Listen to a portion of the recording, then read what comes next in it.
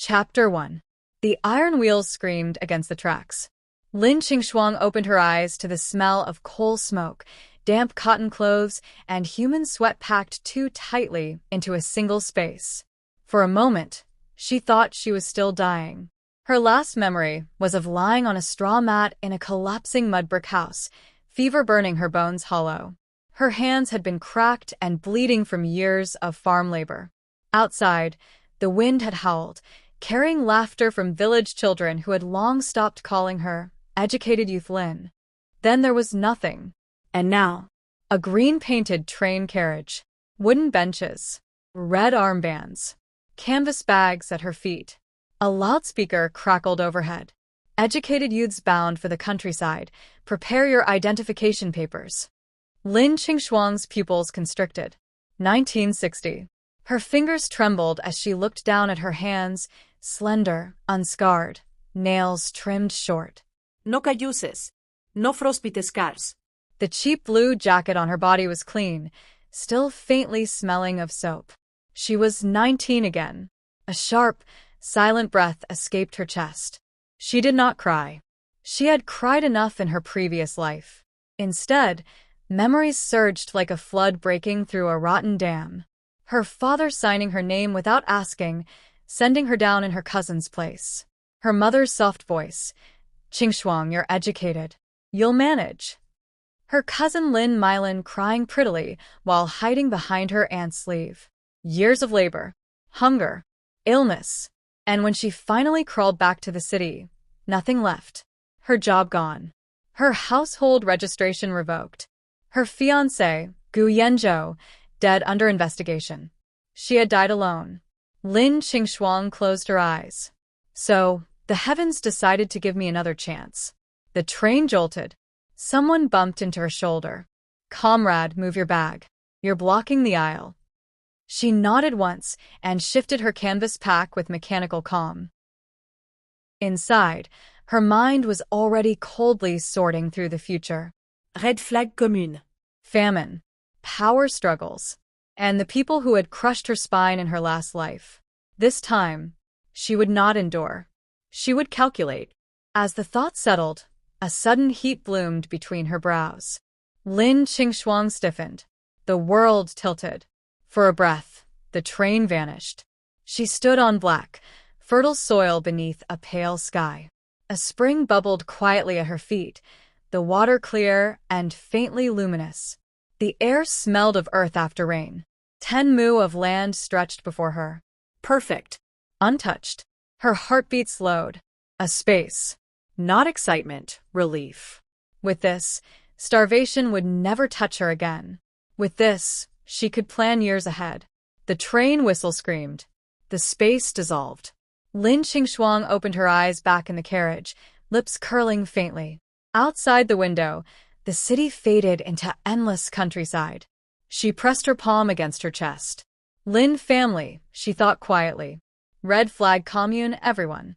This time, we will settle accounts properly. Chapter 2. The truck coughed black smoke as it crawled into the village. Lin Qingshuang felt every jolt through the thin wooden plank beneath her. The road was not a road so much as a scar carved into the earth, rutted, broken, patched with stones that bit back at the wheels. Each bump drew a soft gasp from someone in the back, followed quickly by silence. No one complained out loud. They had already learned what kind of place this was. On both sides of the road, fields stretched out in lifeless swathes. The earth was cracked and pale, split open like old wounds that had never healed. There were no rice paddies, no green shoots, not even weeds stubborn enough to survive. Even the crows circled once and veered away. The truck stopped with a final shudder. A warped wooden sign leaned crookedly at the village entrance. Red Flag People's Commune. Half the characters were flaked away, as if the wind itself had tried to erase them. Villagers stood waiting. Men with sunken cheeks and eyes sharpened by hunger. Women with infants tied to their backs, the babies too quiet, their small faces slack with exhaustion. Old people sat on low stools, hands folded, watching without curiosity, only calculation. Lin Qingshuang climbed down last. Her boots hit the ground. The earth was hard, unforgiving. The sensation sent a faint chill up her spine. She remembered it. In her previous life, this was the first thing she had felt when she arrived. This ground that refused to yield, no matter how much sweat or blood soaked into it. This land eats people. A man stepped forward. He was in his 40s, wearing a faded cadre armband and a coat that had once been new. His posture was loose, almost lazy, but his eyes moved constantly, sweeping across the group like a ledger balancing profit against waste. "Production team leader Zhao," he said, voice flat. "These are the new educated youths." He didn't bother waiting for a response. "From today on, you eat here, live here, and work here." His gaze lingered briefly on each face. "Forget what you were in the city. Here, grain decides everything. Fall behind, and you don't eat." Someone nodded too quickly. Someone else lowered their head. Lin Qingshuang said nothing. Zhao's eyes paused on her for half a second longer than the others. Too clean. Too straight-backed. He smiled faintly, then turned away. The women's dormitory sat at the edge of the village like something no one wanted to claim. Mud brick walls. A sagging roof. One narrow window clogged with dust. Inside, the air was thick with mold and damp straw, heavy enough to cling to the throat. Straw mats lay scattered directly on the dirt floor, some darkened by moisture that never dried. A woman with sharp cheekbones and a permanently tight mouth slapped a ledger onto a crooked table. "Lu Fun," she said curtly. "Dorm leader." Her finger stabbed toward the far corner. "You, take that spot." The mat in the corner glistened faintly. Mold crept along its edges. Cold seeped up from the ground even while standing. In her previous life, Lin Qingshuang had taken that same spot without a word. She had been sick within days, feverish and weak, easy to discard. This time, she looked at it once, then raised her eyes. "That mat is soaked," she said evenly. "Sleeping there will cause illness." The room went still. Lu Fen stared at her. "You questioning arrangements?" "I'm stating a consequence," Lin Qingshuang replied calmly. "If I fall ill, the brigade loses labor days. During a food shortage, that loss will need to be explained." No accusation. No anger. Only calculation. Lu Fen's jaw tightened. Hunger and authority wrestled across her face. After a long moment, she kicked another mat aside. "Take that one. Don't cause trouble." Lin Qingshuang inclined her head and moved. She could feel the stares on her back. Fear, resentment, and something fragile that looked like hope. She ignored all of it.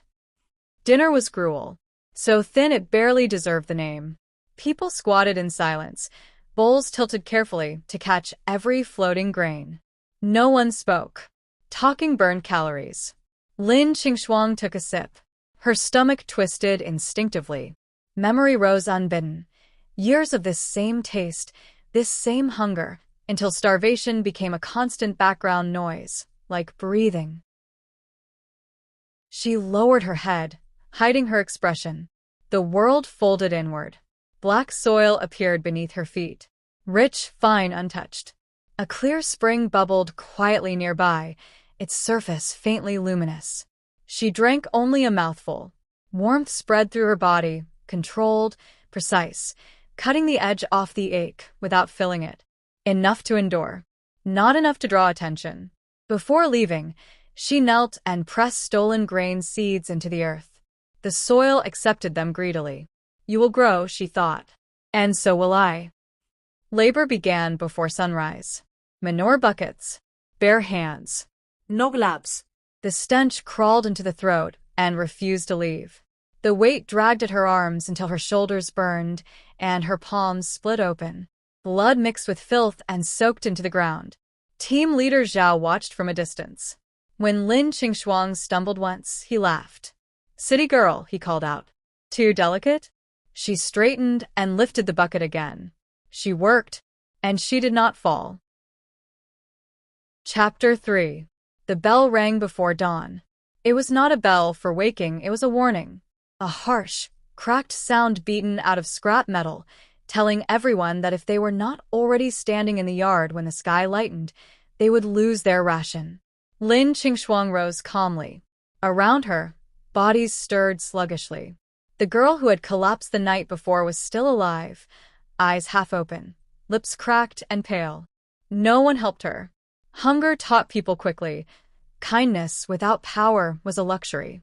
Outside, frost clung to the ground despite the season. Breath fogged the air. Team leader Zhao stood near the tool shed, arms crossed, watching the women assemble. Today, he announced, we clear the north field. A murmur rippled through the group. The north field was hard clay, packed like stone. Even men avoided it when they could. Zhao's gaze slid deliberately to Lin Qingshuang. Educated youth Lin, he said, voice thick with false cordiality. You lead. A test. Or a warning. Lin Qingshuang nodded. Understood. No argument. No hesitation. That was what unsettled him. The hoe bit into the earth. Once. Twice. The impact rattled her arms to the bone. Pain climbed steadily, sharp and precise. She adjusted her grip, shifted her weight, minimized wasted movement. Around her, the others slowed. By midday, hands were bleeding. Someone vomited bile behind a tree. Zhao watched from the shade, satisfied. When Lin Qingshuang's vision dimmed, she paused, not to rest, but to drink from her canteen. Inside, a single drop of spring water dissolved into the rest. Warmth spread. Not strength enough to be obvious. Just enough. She worked on. By dusk, the north field was half cleared. Zhao's smile was gone. That night, the collapsed girl's breathing turned ragged. Lin Qingshuang waited until the dormitory sank into exhausted sleep. Then she rose silently, knelt, and pressed 2 fingers to the girl's wrist. Weak. But present. She tilted the girl's head and let 3 drops of spring water fall between her lips. No more. Miracles attracted knives. The girl swallowed reflexively. Lin Qingshuang lay back down. By morning, the girl could sit up. Whispers spread like sparks in dry grass. She didn't die. She was done for. She even stood today. Lu Fun's eyes sharpened. Team leader Zhao summoned Lin Qingshuang before noon. The office was a mudroom with a desk that leaned to one side. Grain sacks were stacked in the corner, guarded by a lock too new for the door it hung on. Zhao poured himself tea. Not for her. You've been keeping secrets, he said lightly. Lin Qingshuang met his gaze. I studied basic medicine before coming. A lie. But a useful one. Zhao tapped the table. Then you're useful. She said nothing. From tomorrow, he continued, you help Lu Fun with records. Production numbers. Rations. Her lashes lowered. Exactly where she wanted to be. I'll do my best, she said. Zhao smiled again. He did not know. He had just handed her the throat of Red Flag Commune. That night, Lin Qingshuang wrote her first letter in 2 lifetimes. Gu Yanzhou, I am alive. Do not trust what you hear. Do not rush back. Wait for my signal. This time we survive. She folded the paper carefully. Outside, the wind scraped. Chapter 4. Lin Qingshuang's work changed the very next day. She no longer carried manure buckets at dawn. Instead, she sat on a low stool beside Lu Fun, a chipped abacus between them, a ledger spread open on the table. The paper was yellowed, the ink uneven, numbers scratched and overwritten so many times that truth and lies were layered together. Count carefully, Lu Fun said coldly. If the numbers are wrong, it's on you. Lin Qingshuang nodded. She counted. Grain in, grain out, labor points, daily rations, emergency reserves that did not officially exist. Within half an hour, she understood why famine never looked the same on paper as it did in people's bowls. Someone was skimming. Not enough to be obvious. Just enough to survive better than others. She did not expose it. Not yet. Outside, hungry eyes followed her movements. Some held envy. Some held fear. More than a few held expectation. A useful person was still a person. A dangerous one was harder to replace. At noon, rations were distributed. Lin Qingshuang watched silently as bowls were filled. Some received slightly more, some noticeably less. A woman protested softly. Zhao's glare silenced her. That night, Lin Qingshuang returned to the dormitory with clean hands and an empty stomach. She drank from the spring only once, enough to stay sharp. Power required clarity. The next 3 days passed quietly. Too quietly. Lin Qingshuang learned every habit. When Zhao drank, when he counted, when he trusted the numbers without checking. She learned which villagers hid grain beneath floorboards and which ones were already hollowed out. She learned how much food it took to keep a body working and how little it took to break one. On the 4th night, someone knocked on her dormitory door. It was the girl she had saved. She knelt instead of speaking. Lin Qingshuang looked down at her. Get up, she said. The girl rose shakily. I won't give you food, Lin Qingshuang continued. But I will make sure you don't starve. Tears welled up immediately. Lin Qingshuang did not wipe them away. The next morning, that girl worked harder than anyone else. By the end of the week, 2 more came. Then 5. Lin Qingshuang gave them nothing directly. She gave them tasks, small privileges, better timing, slightly fuller bowls that looked accidental on paper. Zhao noticed the improved productivity. He did not notice the loyalty changing hands. That night, Lin Qingshuang wrote another letter. Shorter this time. Gu Yanzhou, I have a foothold. Wait. She burned the draft and rewrote it twice. Only the cleanest version was sent. Mistakes killed soldiers. And people like her. The first punishment came without warning. A man from the West Yard was accused of hiding grain. No proof. Only an accusation and an example to be made. The villagers were gathered, heads bowed, breath held. Zhao spoke. Lin Qingshuang stood to the side, ledger in hand. She watched as fear rippled through the crowd. She adjusted one number. Just one. The punishment was shortened. Not mercy. Calibration. That night, the wind was loud. Lin Qingshuang lay awake on her mat. She thought of her family in Beijing. Warm houses. Clean bowls. She thought of how easily her name had been signed away.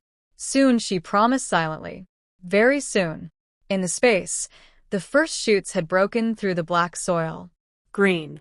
Alive. She knelt and touched them with her fingertips. This is only the beginning, she said softly. Outside, Red Flag Commune slept. Inside it, something had already begun to rot.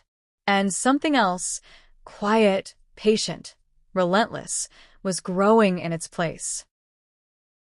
Chapter 5. Winter arrived without ceremony. There was no snow at first. Only wind, dry, cutting, relentless. It scraped across the fields and through the village lanes, slipping under doors and into bones. The fields hardened like iron. The last scraps of wild greens vanished almost overnight. Rations were cut, not announced, just reduced. Bowls that had once shown a few floating grains now held only cloudy water. People tilted them again and again, hoping gravity would reveal something hidden at the bottom. Nothing did. Lin Qingshuang noticed the change before anyone else. The ledger reflected it perfectly. A neat adjustment. A logical explanation. Weather. Transport delays. Central shortages. On paper, no one was starving. In reality, bodies grew lighter by the day. Work did not slow. If anything, it intensified. Those who failed to meet labor quotas were marked. Quietly. Their names circled in red ink. Their rations trimmed further. Lin Qingshuang watched it all without expression. At night, she entered the space. The land had doubled. Where once there were only shoots, now rows of grain rippled softly beneath an invisible wind. Vegetables clustered thick and heavy. The spring flowed steadily, unchanged, patient. She harvested alone, measured carefully. Survival was not generosity. It was leverage. She stored most of it away. Outside the space, she allowed herself only enough to remain sharp. Hunger made mistakes easier. She could not afford them. The first death came 3 days later. An old man collapsed in the fields. No creí. No drama. He simply sat down and did not rise again. Work paused for exactly 1 minute.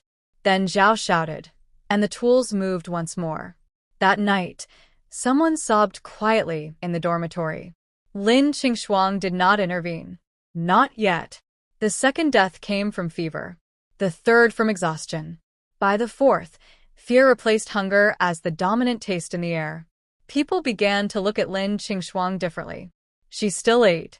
She still worked. She still stood straight. Whispers followed her steps. She knows how to survive. She has luck. She's protected. All lies. Luck ran out. Protection was temporary. Only control lasted. A woman approached her after evening roll call. Then another. Then a man who had never lowered his head to anyone. Lin Qingshuang listened. She never promised food. She promised work.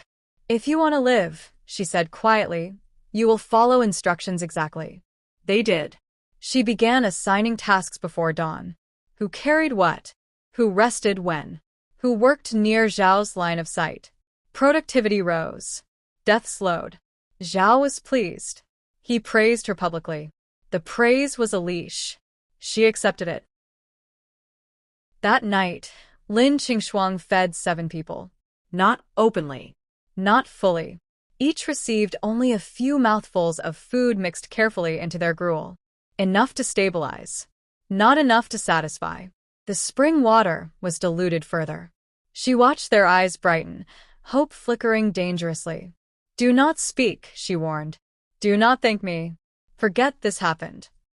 They nodded frantically. Gratitude was dangerous. Dependence was useful. In the space, she expanded the fields again. Her hands were steady. Her heart was not. She remembered her past life, how she had waited for help that never came, how she had starved quietly, believing endurance was virtue. She did not believe that anymore. Outside, the wind howled through Red Flag Commune. Inside the dormitory, people slept with one eye open. Lin Qingshuang lay awake. She wrote a letter in her mind instead of on paper. Gu Yanzhou, she thought, I am becoming someone else. By morning, survival in the village had a new shape. It did not belong to Zhao. It did not belong to the commune. It belonged to the woman who decided who ate and who did not. Chapter 6. The letter arrived wrapped in oil paper. Not addressed to her name. Only marked, Red Flag Commune, Production Team Records. Lin Qingshuang recognized the handwriting instantly. Her fingers paused for half a breath before opening it. Inside, the paper was thin, the writing dense and precise. Educated youth Lin has demonstrated strong organizational ability and political reliability. Commune requests guidance on long-term retention. Stamped. Beijing. Her gaze did not soften. So they had noticed her. In her previous life, this notice had come too late, after she was already broken, already replaceable. This time, it came early. That meant movement. Risk. Opportunity. That same afternoon, Zhao summoned her. You have relatives in the city, he said casually, pretending to read from a document. Lin Qingshuang met his gaze. Yes. Good relations? No. Zhao laughed. Honest. He leaned closer. Word is another educated youth will be sent here. Replacement quota. Her fingers tightened slightly around the ledger. From Beijing, Zhao added. Lin Qingshuang nodded once. She had known this day would come. In the space that night, she harvested more grain than usual. She stored it carefully. People did not arrive empty-handed. They arrived with intentions. And debts. The truck arrived at dawn. This time, there was only one passenger. She stepped down carefully, boots clean, scarf wrapped tight around her neck. Her face was pale but delicate, eyes red-rimmed as if she had cried the entire journey. Lin Milin, her cousin. In her previous life, this girl had taken Lin Qingshuang's place in the city, had married well, had cried prettily while signing documents that sealed another woman's fate. Now, She stood in the same dirt. Mylan saw her first. Her eyes widened. Then tears fell. "Elder sister," she cried, voice trembling. "I didn't know you were here." Every villager turned to look. Lin Qingshuang stepped forward slowly. "Cousin," she said evenly. No wodoms. No cruelty. "Just distance." Zhao watched closely. "So," he said with interest, "family reunion." Lin Mylan clutched Lin Qingshuang's sleeve. "I'll listen to you, elder sister." I'm weak. "I don't know how to work." Lin Qingshuang gently removed her hand. "You'll learn," she replied. That night, Lin Mylan cried loudly in the dormitory. Too loudly. People listened. Lin Qingshuang lay still. She remembered another night, years ago, when she had cried the same way. No one had listened then. 3 days later, Lin Qingshuang received another letter. This one bore a military seal. Her pulse changed. Not faster. Sharper. She opened it alone. "Qingshuang, I received your signal. The investigation has shifted. False charges are being re-examined. Do not worry about me. Protect yourself. Wait. No unnecessary words." Still him. She folded the letter carefully and hid it beneath the ledger. The board creaked outside. Lin Mylan stood in the doorway, eyes swollen. "I can't survive here," she whispered. "Elder sister, help me." Lin Qingshuang looked at her for a long moment. In the space, grain stood tall and heavy. In the village, winter sharpened its teeth. She smiled faintly. "Of course," she said.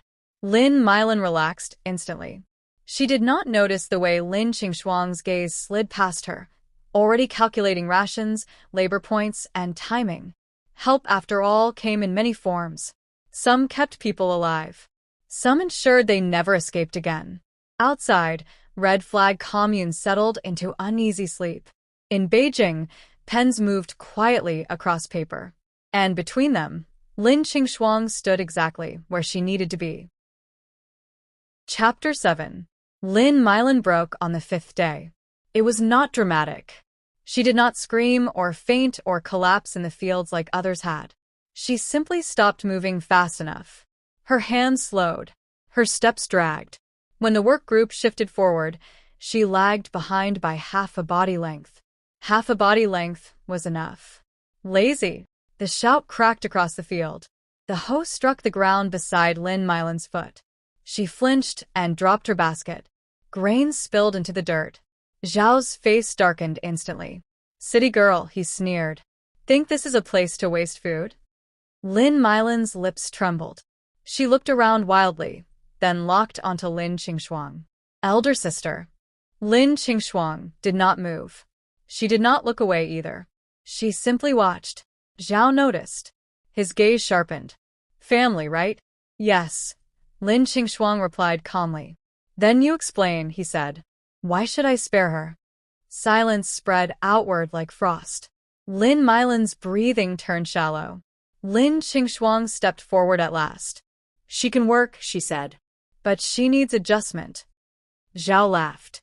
"Adjustment costs grain." "I'll cover it," Lin Qingshuang replied. "Not food. Labor points." Zhao's interest grew. "Accepted," he said. The basket was refilled. Lin Mylan cried quietly as she worked faster. Gratitude bloomed too early. That night, Lin Qingshuang reduced her cousin's ration by half. Survival had to hurt, or it didn't stick. Lin Mylan did not notice at first. Hunger made people stupid. By the 3rd night, her hands shook when she lifted her bowl. She watched others carefully now. Who ate more?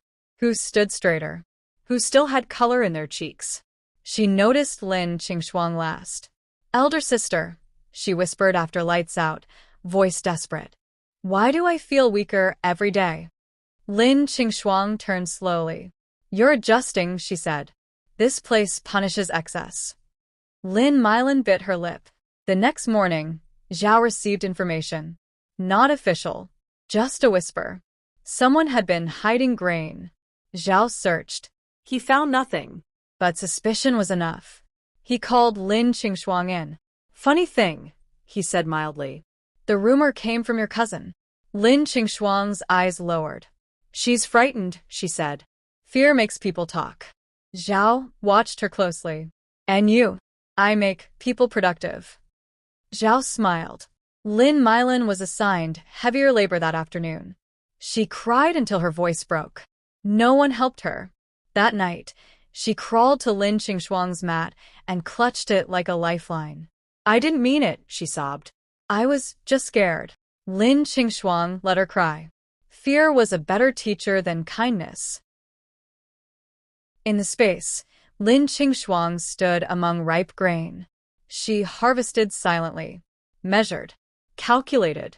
Lin Milin was weak, but weakness could be shaped. The next day, Lin Qingshuang adjusted the ledger again. Just slightly. Lin Milin's labor point stabilized. Her rations stopped shrinking. Hope returned. Too fast. That evening, Lin Milin whispered secrets. Who hid dried roots? Who stole straw to burn? Who complained quietly about Zhao? Lin Qingshuang listened. She remembered another life, another time, when her cousin had whispered just as softly into the ears of people with power. Now the direction had changed. At night, Lin Qingshuang wrote a letter she did not send. Family debts are being collected. She burned it. Outside, Lin Milin slept fitfully, clinging to borrowed hope. Inside Red Flag Commune, alliances shifted by fractions of grain. And Lin Qingshuang learned something important. Revenge did not require rage. It required patience and hunger. Chapter 8. Lin Milin learned how to listen. She learned which pauses meant danger, which silences meant opportunity. She learned to keep her head down, her mouth shut, and her eyes open. Most of all, she learned to watch Lin Qingshuang. Her cousin no longer carried heavy loads. No one questioned it. The ledger explained everything. It always did. Lin Milin began hovering near her during work assignments. I can help, she offered quickly. I can count. I can write. Lin Qingshuang glanced at her hands. They shook. You'll spill numbers, she said. Go weed. Lin Milin flushed and obeyed. But that night, she brought information. Someone in the west yard buried grain under a pig trough, she whispered eagerly. I saw it. Lin Qingshuang did not look impressed. Did you see it, she asked, or did someone tell you? Lin Milin hesitated. Someone told me, she admitted. Lin Qingshuang nodded. Then it's not useful. The next day, Zhao found the grain anyway. The punishment was harsh. Lin Milin watched from the crowd, stomach twisting. She realized something important. Her cousin did not need her, but she needed her cousin desperately. That imbalance settled deep into her bones. It was colder than hunger. The request came 3 nights later. Lin Milin waited until the dormitory quieted, then knelt beside Lin Qingshuang's mat. I'll do anything, she whispered. Just don't let me be sent to the North Field. Her knees ached. Her voice broke. Lin Qingshuang studied her calmly. Anything, she repeated. Lin Milin nodded too quickly. Good, Lin Qingshuang said. Then you'll carry messages for me. Relief flooded her face. She did not ask what kind. From that night on, Lin Milin moved constantly. Between dorms. Between yards. Between whispered conversations that stopped when others noticed her. She learned who feared Zhao most. She learned who resented Lu Fun. She learned who believed Lin Qingshuang was blessed. She brought everything back. Lin Qingshuang sorted truth from noise. She adjusted rations accordingly. 1 bowl fuller here. 1 labor point lost there. The village responded like an organism reacting to pressure. Lin Milin began eating better. Her cheeks filled out slightly. Hope returned again. This time, Lin Qingshuang did not take it away. Yet. The mistake came on a foggy morning. Lin Milin spoke too much. She repeated a sentence she had heard only once, in confidence, to the wrong person. By evening, Zhao knew. He summoned Lin Qingshuang immediately. Your cousin, he said mildly, is very talkative. Lin Qingshuang lowered her eyes. She's inexperienced. Zhao leaned back. Inexperience is dangerous. She can be corrected, Lin Qingshuang replied. How? Responsibility, she said. Give her something to lose. Zhao smiled slowly. Lin Milin was reassigned that night, not to the North Field, to records assistance, the position she had begged for. She cried with gratitude. She did not see the trap. That night, Lin Qingshuang stood alone in the space. The grain had reached maturity again. She harvested without expression. Outside, Lin Milin slept clutching the illusion of safety. Inside, the ledger of debts grew longer. Lin Qingshuang understood something clearly now. People like her cousin did not need to be destroyed. They destroyed themselves. All she had to do was keep the door open. Chapter 9. The problem surfaced on ration day. It always did. People noticed patterns when they were hungry. The line moved slowly. Bowls clutched like lifelines. Steam rose weakly from the pot, thin and colorless. Lu Fan called names, ladled portions, marked tallies. Then someone spoke. Why is mine less? A murmur followed. Another bowl was lifted, compared, tilted toward the light. That's not right. Lu Fan snapped. Quiet. But quiet had already fractured. Zhao stepped forward, expression darkening. Check the ledger. The book was brought out. Lin Milin held it. Her hands shook. She flipped pages too fast, then too slow. Numbers blurred. Ink smudged beneath her fingers. Lin Qingshuang stood slightly aside, watching. Read it, Zhao ordered. Lin Milin swallowed. The totals they match.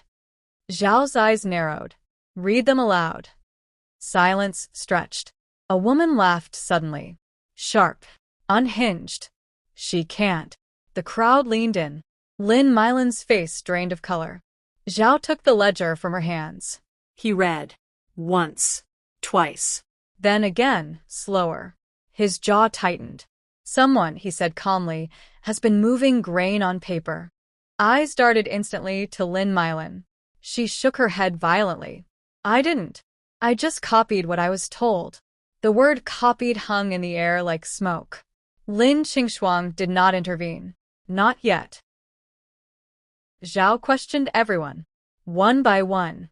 Who taught you? Who gave you numbers? Who told you not to ask? Lin Milin cried until her voice broke. She named names carelessly, desperately. Some true, some invented, all useless. The crowd's mood shifted. Not anger, relief. Someone had been chosen. Zhao raised a hand. Silence fell instantly. Records are the spine of the commune, he said. If the spine rots, the body dies. His gaze moved. Past Lin Milin. To Lin Qingshuang. You trained her, he said. Yes. Lin Qingshuang replied evenly. Then explain this. Lin Qingshuang stepped forward. She took the ledger, turned to the disputed page, and pointed. Here, she said. This number was copied incorrectly. She flipped another page. And here. And here. She looked up. These errors are consistent. Same type. Same placement. Zhao's eyes sharpened. Meaning? Meaning she was guessing, Lin Qingshuang said. Not instructed. Lin Milin stared at her in disbelief. Elder sister. You wanted responsibility. Lin Qingshuang continued calmly. You received it. Zhao studied the ledger again. Then he nodded. Negligence, he concluded. Not sabotage. Punishment was announced. Labor reduction. Public criticism. Removal from records. Lin Milin collapsed to her knees in relief. She did not notice the looks around her. Negligence was forgivable. Incompetence was not. By nightfall, everyone knew. Lin Milin was unreliable. Dangerous, with numbers. Unfit for anything but the hardest labor. No one asked her for favors anymore. No one whispered near her. She ate alone. She worked until her hands bled again. She did not cry loudly this time. She had learned that lesson. In the space, Lin Qingshuang reviewed her stores. Plenty. Enough for years if needed. Outside, the commune stabilized. Rations evened out. Productivity rose. Zhao began consulting Lin Qingshuang before making decisions. Not openly. Quietly. That night, Lin Milin approached her once more. "I'll listen," she whispered. "I won't speak unless you tell me." Lin Qingshuang looked at her cousin's hollow eyes, at the hands that trembled again. She nodded once. "Good," she said. "Then you can still be useful." Lin Milin exhaled shakily, clinging to the word. Useful. In the darkness, Red Flag Commune settled. One woman had fallen. Another had risen beyond reach. And the ledger, clean, balanced, and deadly accurate, rested beneath Lin Qingshuang's hand. Chapter 10. The wind on the northern border cut like a blade. Gu Yanzhou stood on the training ground long after dusk, breath steady, spine straight, rifle resting against his shoulder. Frost crusted the ground beneath his boots. His fingers were numb, but his grip did not loosen. "Captain Gu," a voice called. He turned. The political officer approached, coat buttoned tight, expression unreadable. "The review committee has reopened your file." Gu Yanzhou nodded once. "Understood." No surprise. Pressure had been building for weeks. Old accusations dragged up. Old witnesses questioned again. Someone somewhere had decided he was worth looking at twice. The officer hesitated. "You received a letter." Gu Yanzhou took it. Thin paper. Careful folds. He did not open it immediately. Back in the barracks, he sat on his bunk and broke the seal. Qingshuang's handwriting was unchanged. Clean. Controlled. No wasted words. "I have a foothold. Wait." Only that. His chest tightened, not with fear, but with clarity. She was alive. She was moving. And she was telling him not to interfere. Gu Yanzhou folded the letter and placed it inside his breast pocket, directly over his heart. He would wait. But he would also prepare.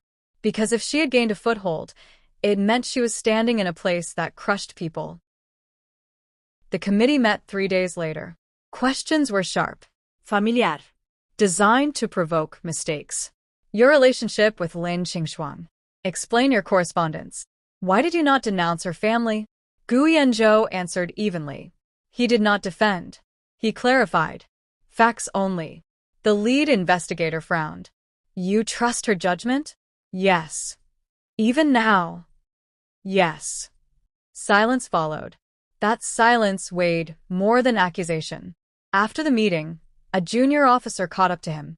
"Captain," he said quietly, "you should be careful. Aligning yourself too closely." Gu Yanzhou stopped walking. He looked at the man steadily.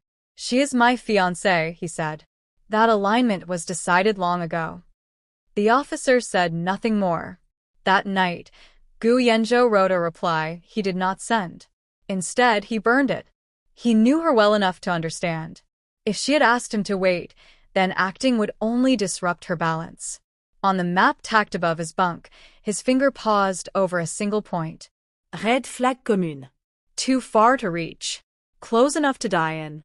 He began requesting transfers. Not yet. Soon. In Red Flag Commune, winter deepened.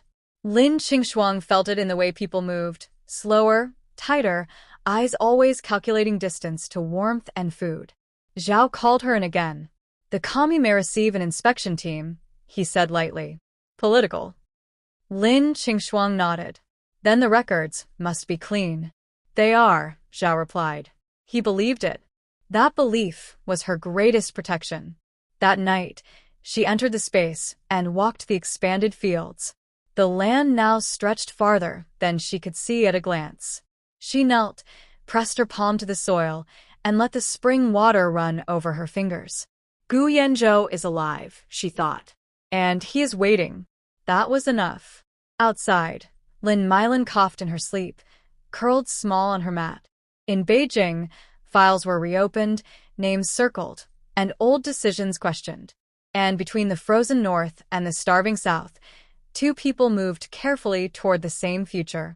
Neither hurried. Neither doubted. Because survival, once mastered, became something sharper. Preparation. Chapter 11. The inspection team arrived at noon. 2 jeeps.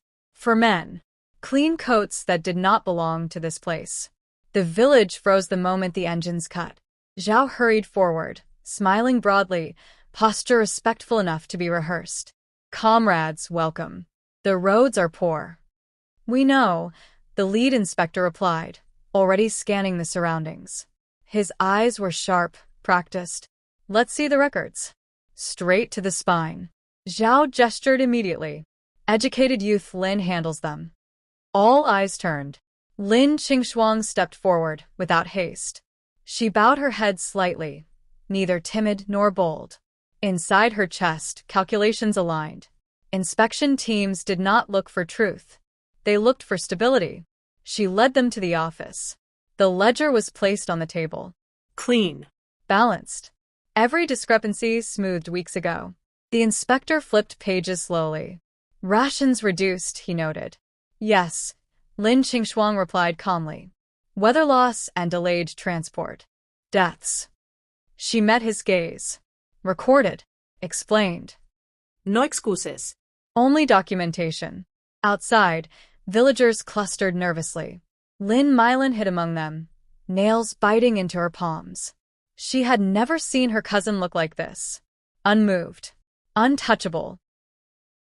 The inspection moved through the village. Dormitories. Fields. Kitchens. Questions were asked casually. Answers were measured carefully. Who decides labor assignments? The production team, Zhao replied. And adjustments, the inspector pressed. Zhao hesitated. Lin Qingshuang spoke. Data guides efficiency. The inspector's eyebrow lifted. You're educated. Yes. Still loyal? She did not hesitate. To outcomes. That earned a thin smile. By afternoon, tension crept into Zhao's posture. The inspectors noticed everything, including how villagers unconsciously deferred to Lin Qingshuang. At the ration pot, one inspector paused. Why are portions even today? He asked. Inspection day, Lu Fen replied automatically. Lin Qingshuang corrected her. No. Because balance prevents unrest. The inspector chuckled softly. Smart answer. Dangerous, too. That night, Zhao confronted her privately. You spoke too much, he said. I spoke enough, she replied. He stared at her for a long moment, then laughed. If they promote you, he said, remember who kept you fed. Lin Qingshuang lowered her head. She did not say that promotions were knives, not gifts. The inspectors left the next morning. No pras. No condemnation. That was the best outcome. By noon, a notice arrived. Lin Qingshuang was officially appointed brigade accountant. Stamped. Recorded. Irreversible. Zhao congratulated her publicly.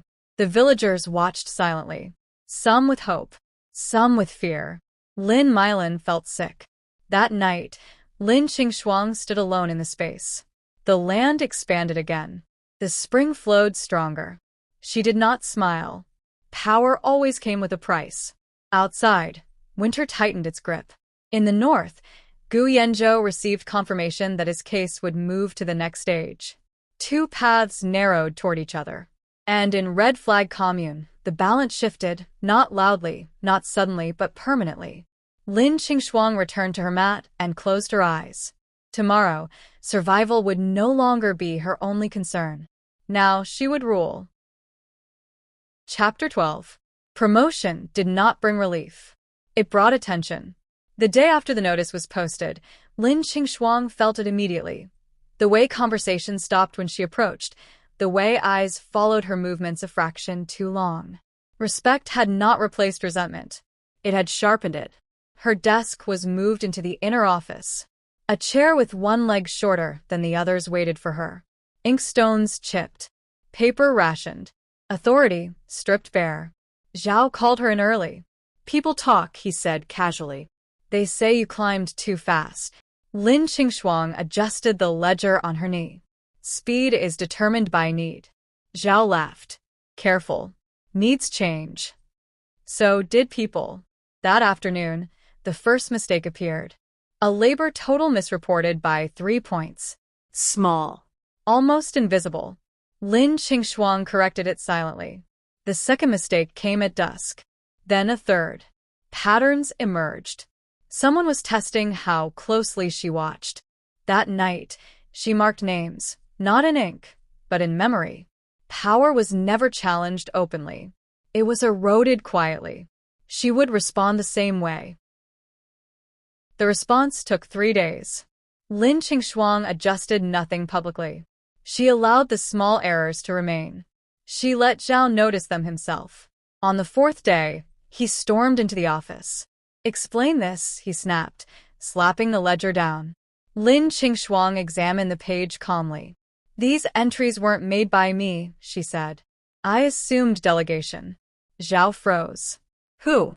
She named no one. She only listed dates. Hands. Shifts. The truth arranged itself. By evening, 2 assistants were reassigned to field labor. No accusations. No punishment notices. Just removal. The office grew quieter. Lin Milan watched from the doorway, pale. She had helped once. Just once. She did not know if it had been noticed. That night, Lin Qingshuang reduced access.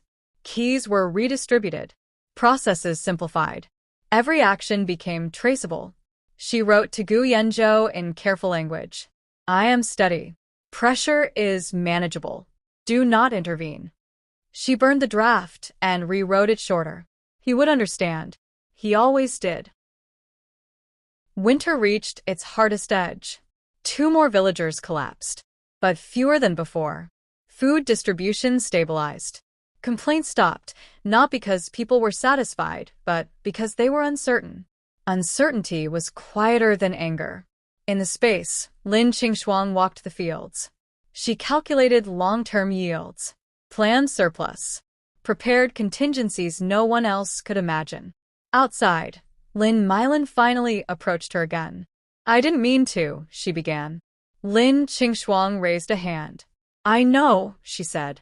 "That's why you're still here." Lin Milan exhaled shakily.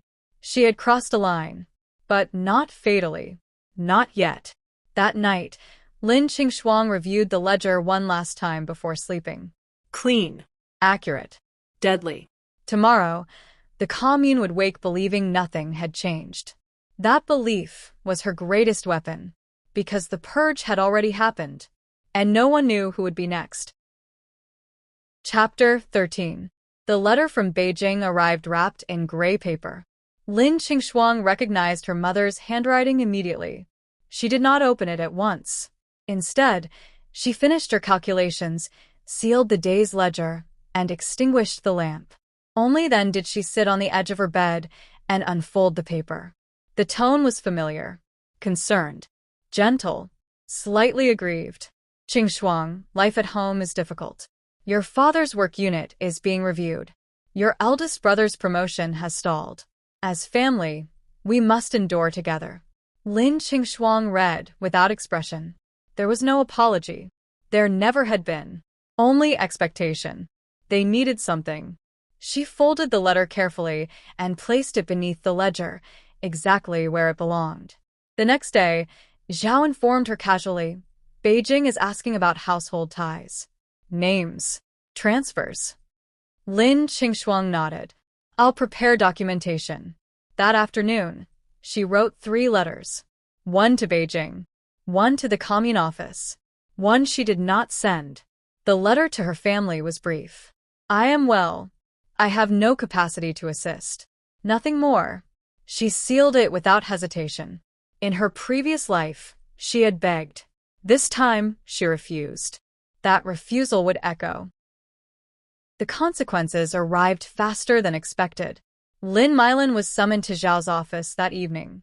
She returned pale. "They asked about my household registration," she whispered urgently. "About my parents. About yours." Lin Qingshuang looked up from the ledger. "And they said Beijing is reviewing improper transfers." Her voice cracked. Improper transfers. Lin Milan's entire life rested on that phrase. In the space, grain rustled softly. Lin Qingshuang closed the ledger. "You'll answer honestly," she said.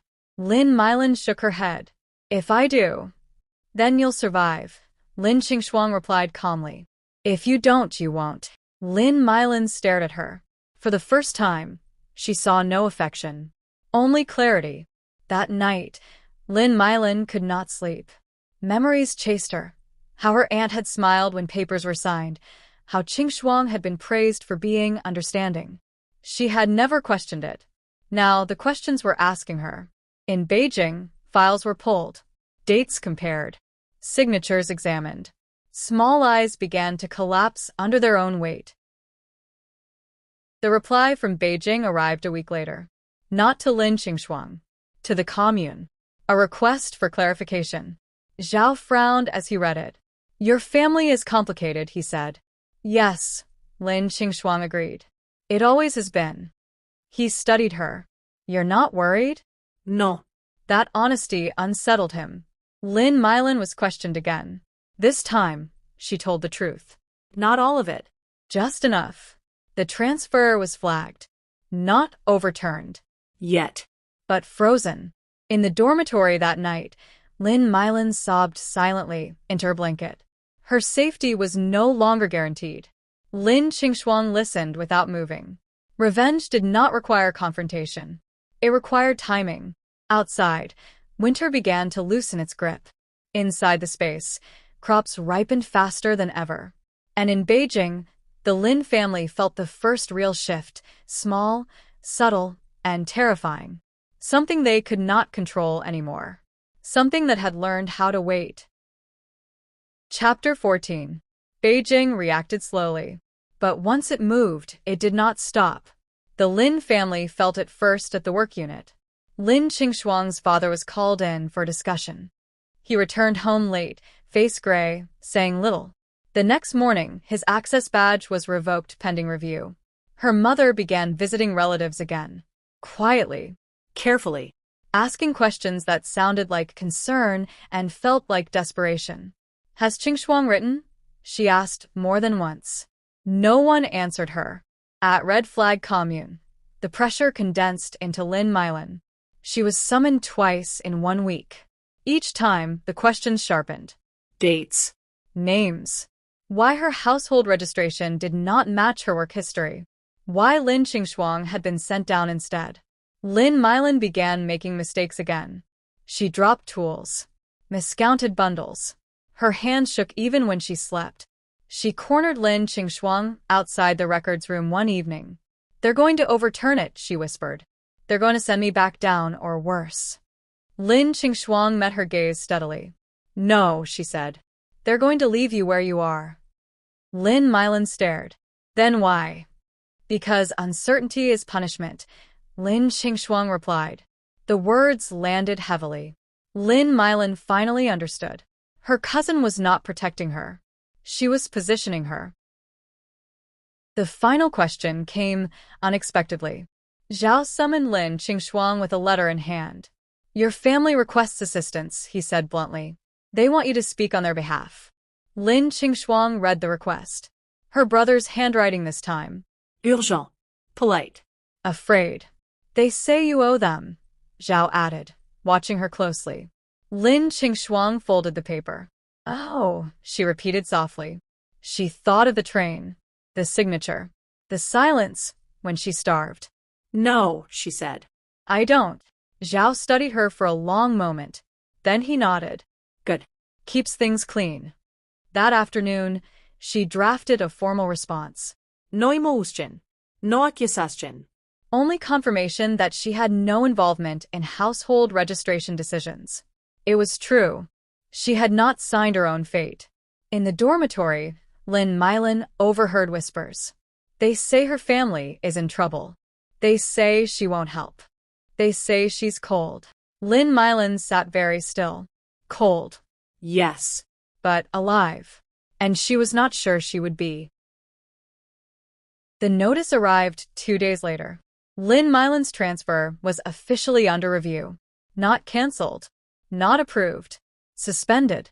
She read the paper 3 times, unable to understand how nothing could feel worse than something.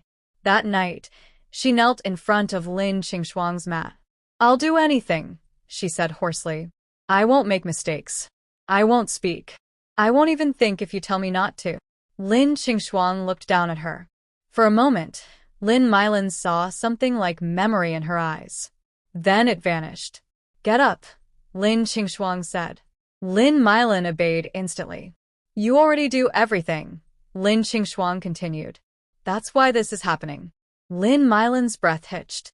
She wanted to ask why. She did not dare. Outside, the wind shifted. Spring was approaching. In the space, the fields expanded again, rich and endless. In Beijing, the Lin family waited for answers that did not come. And in Red Flag Commune, Lin Qingshuang stepped fully into a truth she had learned too late in her previous life. Some debts were not repaid with forgiveness. They were repaid with position. And she now had plenty. Chapter 15. Lin Mylan made her choice on the third night. Fear had hollowed her out. Uncertainty gnawed at her until even silence felt like suffocation. When survival narrowed to a single thread, she reached for the only weapon she had left. Information. She waited until Zhao was alone. "I know things," she said quickly before courage fled. "About Lin Qingshuang." Zhao did not look surprised. "Speak." "She controls people," Lin Mylan whispered. "Rations. Labor. She decides who eats better. She hides it well. But you benefited," Zhao interrupted calmly. Lin Mylan froze. Yes, but only because she—" "Enough," Zhao said. He leaned back. "Do you know why you're still here?" Lin Mylan shook her head. "Because you're obvious," he replied. "And obvious tools break first." Her mouth opened. No sound came out. Zhao waved her away. "Go back. And don't speak again unless spoken to."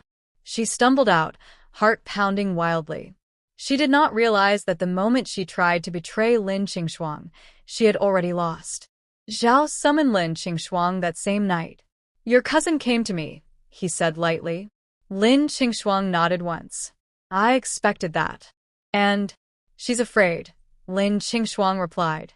"Fear loosens tongues." Zhao studied her carefully.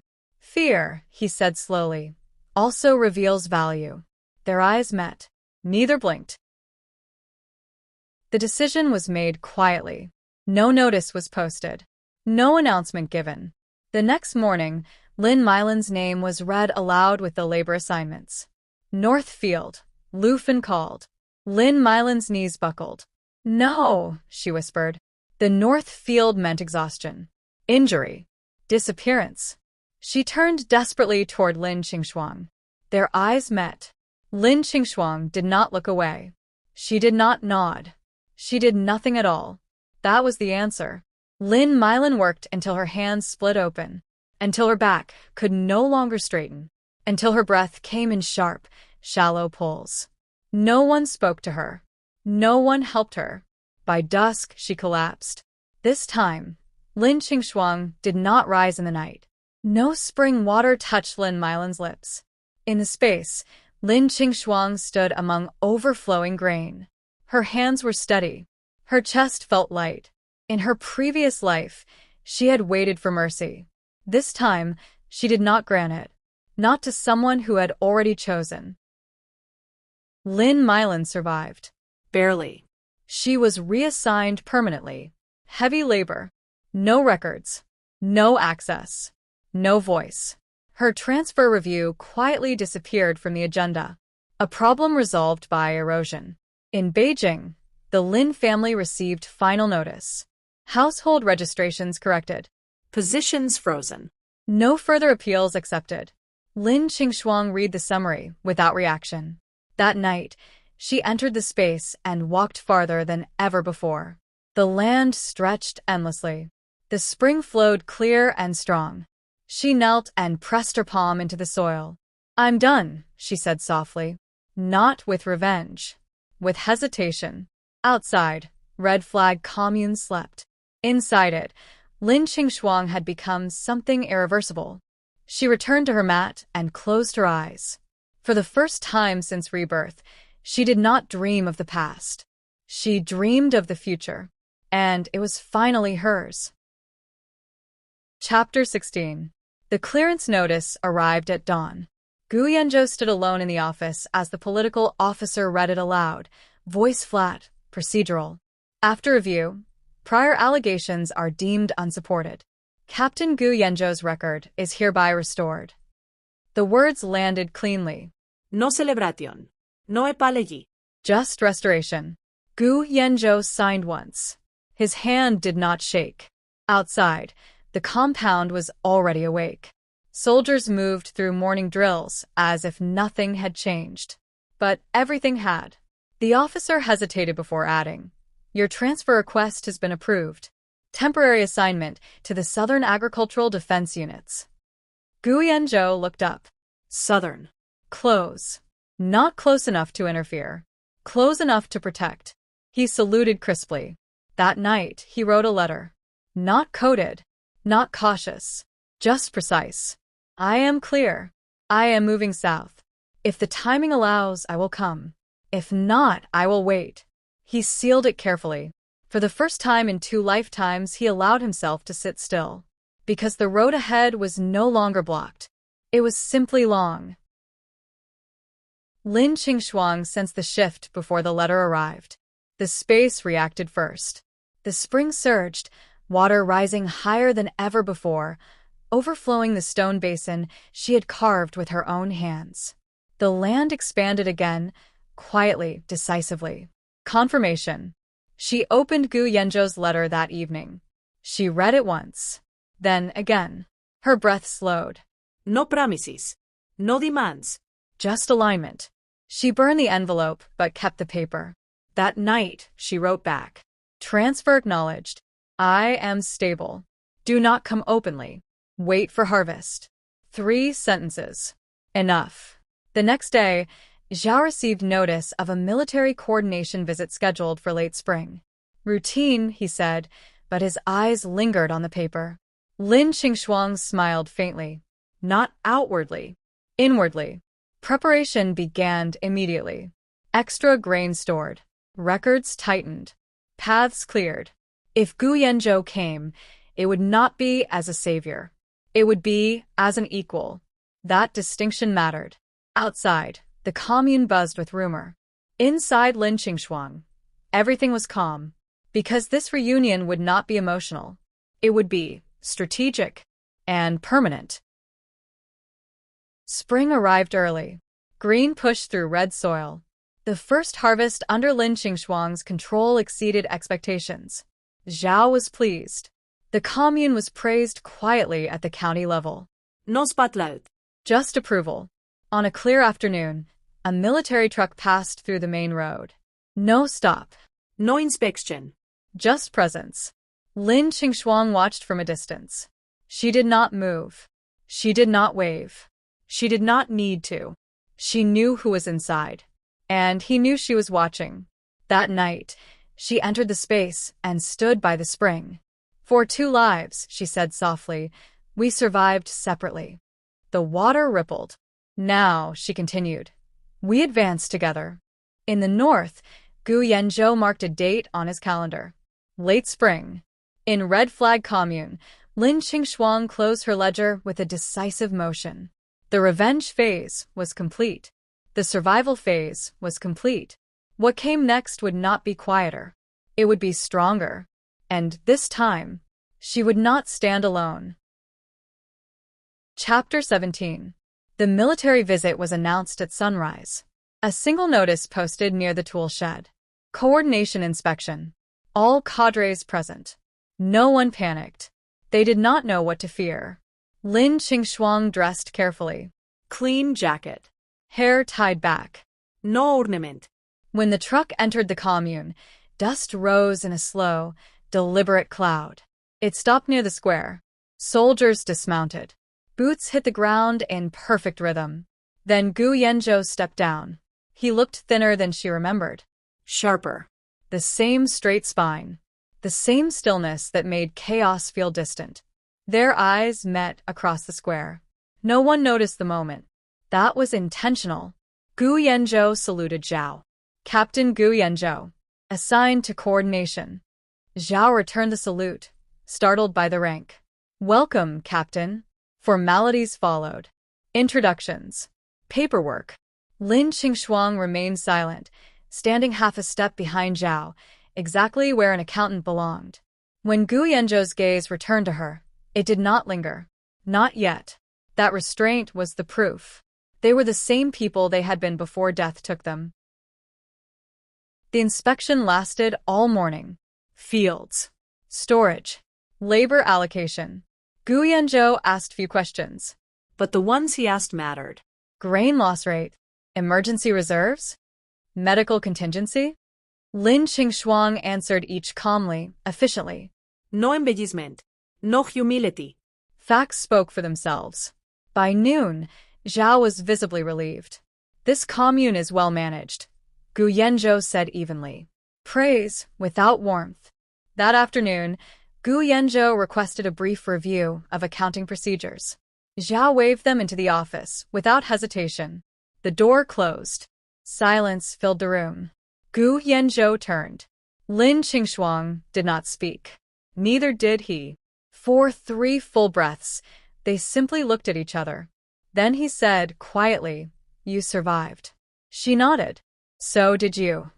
Nothing else was necessary. He glanced at the ledger. "You've built something solid." "Yes." "And dangerous." "Yes." A pause.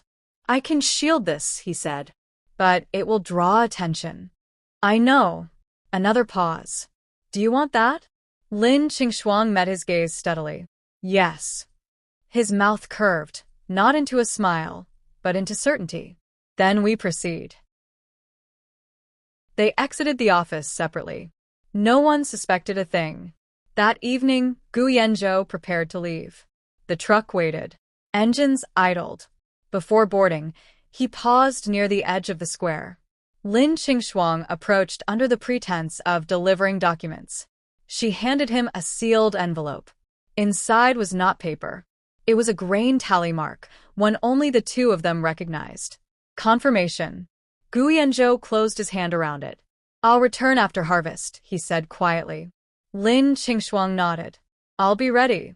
Their hands did not touch. They did not need to. The truck pulled away. Dust rose, then settled. That night, Lin Qingshuang entered the space and stood beneath the pale sky. The land responded. The springs surged once more. She exhaled slowly. This was not reunion. It was alignment. In 2 lifetimes, they had never been lovers first. They were partners. And now, they finally stood on the same ground.